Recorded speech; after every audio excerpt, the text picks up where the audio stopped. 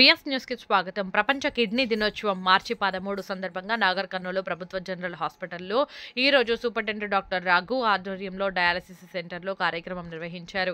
ఈ సందర్భంగా cake cut చేసి కార్యక్రమం జరిపారు. ఈ సందర్భంగా హాస్పిటల్ సూపరింటెండెంట్ డాక్టర్ రఘు మాట్లాడుతూ కిడ్నీ మనిషి శరీరంలో నిర్వహించే పనితీరు గురించి చెప్పారు. మూత్రపిండాల ఆరోగ్యాన్ని కాపాడుకోవడంపై ప్రజల్లో అవగాహన అవసరమని, అలాగే మూత్రపిండాలు మన శరీరంలో ఎంత ముఖ్యమైనవో వాటిని కాపాడుకోవాల్సిన అవసరం ఎంత ఉందో కూడా వివరించారు. అందరికీ కిడ్నీలు కేవలం వ్యర్థాలను ఫిల్టర్ చేయడానికి మాత్రమే అనుకుంటారు. నిజానికి అవి మన శరీరంలో ప్రధానమైన పాత్రను పోషిస్తాయి. కిడ్నీలు దెబ్బతింటే జీవన విధానం మారిపోతుంది. ఆరోగ్యంగా జీవించడం చాలా కష్టంగా మారుతుంది.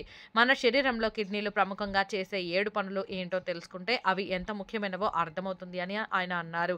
ఈ కార్యక్రమంలో హాస్పిటల్ ఆర్ఎంఓలు doctor Ravishankar, doctor Azim, doctor Prashant, nursing superintendent Sadguna, హెచ్ఓడీలు మరియు హాస్పిటల్ నర్సింగ్ సిబ్బంది పాల్గొన్నారు.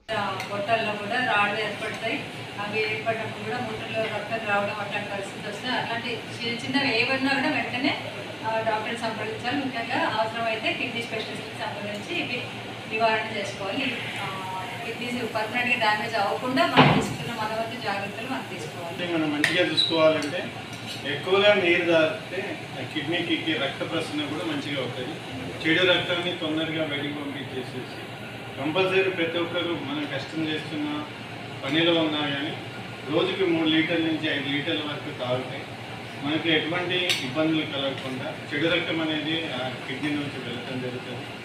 తర్వాత ఈ రోగాలు ఏమన్నా చాలా ఉన్నాయి అంటే వాటికి క్రమం తప్పకుండా ఇన్వెస్టిగేషన్స్ పరీక్షలు చేసుకుని వాటిని కంట్రోల్ పెట్టుకోవడం పద్ధతిలో ఉండటం.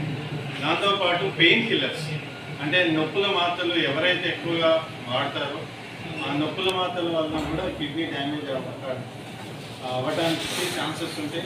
సో నొప్పుల మాత్రలు ఎక్కడ పడితే అక్కడ తీసుకొని వాడటం కూడా తగ్గించుకోవాలి. తర్వాత మనం ఎక్కువ షుగర్, ఎక్కువ సాల్ట్, ఎక్కువ మైదా ఇటువంటివి కూడా మనం మన ఆరోగ్యంలో మనం తినే ఆహారంలో ఇవి ఉండకుండా తీసుకోవాలి. ఎక్కువ షుగర్, ఎక్కువ ఉప్పు, ఎక్కువ మైదా ఇవి అసలు తినకుంటూ ఉంటే కిడ్నీకి ఒత్తిడి కాకుండా మనకు ఆ కిడ్నీ అనేది నార్మల్గా ఉంటుంది. ఒకసారి రాళ్ళు వచ్చినాయంటే కిడ్నీలో అది రెగ్యులర్గా రావడానికి అవకాశం ఉంటుంది. ఎట్లయితే బండకి పాకురు పడుతుందో అదే బండకే పాకురు పడుతుంది, వేరే బండకి పాకురు పడుతుంది. సో ఒకసారి కిడ్నీలో రాళ్ళు వస్తే క్రమం తప్పకుండా కిడ్నీలో రాళ్ళు రావడానికి అవకాశం ఉంటుంది, ఇన్ఫెక్షన్ వచ్చే అవకాశం ఉంటుంది. సో వీళ్ళు రెగ్యులర్గా వచ్చేసేసి డయాలసిస్ చేసుకుంటున్నారు. వాళ్ళతో పాటు ఉన్న కుటుంబ సభ్యులకు కూడా మీరు కంపల్సరీగా చెప్పాల్సిందిగా మేము కోరుకుంటున్నాము. ఈరోజు వరల్డ్ కిడ్నీ డే అంటే కిడ్నీని ఏ విధంగా కాపాడుకోవాలనే దాని మీద ప్రపంచం మొత్తం కూడా ఈ వరల్డ్ కిడ్నీ డే చేసుకుంటుంది. దాంతో మీ అందరితో మాట్లాడటానికి మా డాక్టర్ బృందము, మా అడ్మినిస్ట్రేషన్ బృందం కూడా అందరూ కూడా ఇక్కడికి రావడం జరిగింది.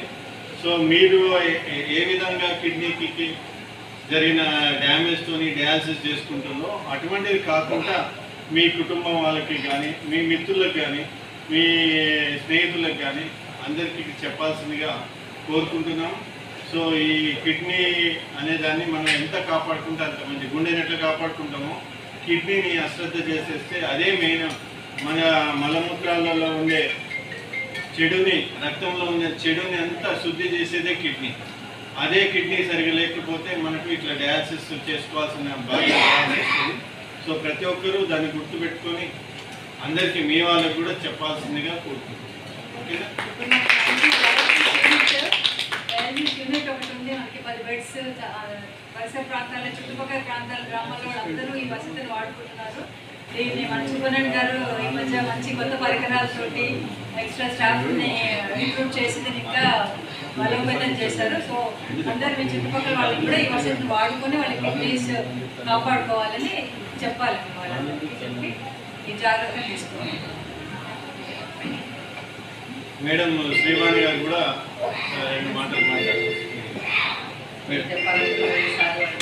చెప్పేశారు. మీకు దెబ్బతినేది 2 విషయాలు. ఒకటి షుగర్ అంటే డయాబెటీస్, ఒకటి హైపర్ టెన్షన్, బీపీ ఉండడం. వీటిని కంట్రోల్ చేసుకుంటే ఇప్పుడే అయ్యారు మొత్తంగా ఎక్కువగా వచ్చేవి దీనివల్లనే. వీటి రెండింటిని మనం కంట్రోల్ చేసుకుంటే సరిపోతుంది. తర్వాత నిజంగా చాలా మంచిగా ఇప్పుడు అయింది dialysis unit. Thank you sir. సార్లకి మా ధన్యవాదాలు. ఎంత మంచి యూనిట్. అందరూ హైదరాబాద్ పరిగెత్తన అవసరం లేదు. ఇక్కడ మన దగ్గర మన పరిధిలో మనం వీళ్ళంతా ట్రీట్మెంట్ చేసి వాళ్ళకి ట్రీట్మెంట్ ఇస్తున్నాము. అది మనకి స్పెషల్ థ్యాంక్స్ మన సూపరింటెండెంట్ గారికి. ఇంత మంచి ఇంతకుముందు మనకు 5 బెడ్స్ ఉండే, దీన్ని 10 బెడ్లకి సంఖ్యను కూడా పెంచడం జరిగింది. అండ్ మన ఇక్కడ సిబ్బంది కూడా మంచిగా వర్క్ చేస్తున్నారు. అండ్ నా ఒక మనవి ఏంటంటే కంపల్సరీగా ప్రతి ఒక్కరు కూడా మంచిగా మాట్లాడటం నేర్చుకోండి. పేషెంట్లో ఎంతో అంటే బాగా ఆతృతతో ఉంటారు, బాధతో ఉంటారు. వాళ్ళకు ఎంతో వాళ్ళని నేర్పుతోని కొద్దిగా మంచిగా నవ్వుతూ వాళ్ళతో మాట్లాడితే సగం డిసీజ్ తగ్గిపోతుంది. అదొక్కటి చేయాల్సిందిగా నేను అందరికీ కూడా మనవి ఇస్తున్నాను. వాళ్ళకి తెలియకపోతే తెలియజెప్పండి. ఎట్లా రిజిస్ట్రేషన్ చేసుకోవాలి ఏంటి ఇవన్నీ కూడా మీరు టెక్నీషియన్స్ కూడా వాళ్ళని అంటే జాగ్రత్తగా చూసుకుంటే వాళ్ళు పోయి 10 మందికి చెప్తారు. అప్పుడు హాస్పిటల్లో చాలా బాగా చూసుకుంటారు, ఆ డయాలసిస్లో బాగా చూసుకుంటారు. పోగానే మంచి మాట్లాడి సిస్టర్ కూడా ఇట్లా పట్టుకొని తీసుకుపోయి ఆ బెడ్ మీద పడుకోబెట్టేది అనే అప్పుడే మీలో ఉన్న టాలెంట్ తర్వాత గుర్తిస్తారు.